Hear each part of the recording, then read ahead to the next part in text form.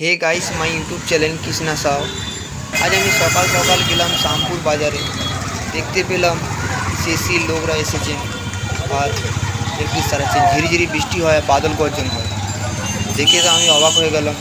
ওরা কারেন্টের কাজ করছে, যদি হঠাৎ করে যদি কিছু হয়ে যেত তখন দেখুন ক্যারামে করে কী হয়। মিস্ত্রি দেখুন উঠে ইলেকট্রিক সারাচ্ছেন। খুব সুন্দর দৃশ্য আছে।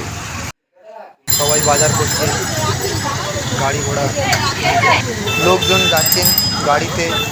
আর খুব সুন্দর দৃশ্য আছে, আপনারা দেখতে পাচ্ছেন। সবাই বাজার হাট করে নিয়ে যাচ্ছে।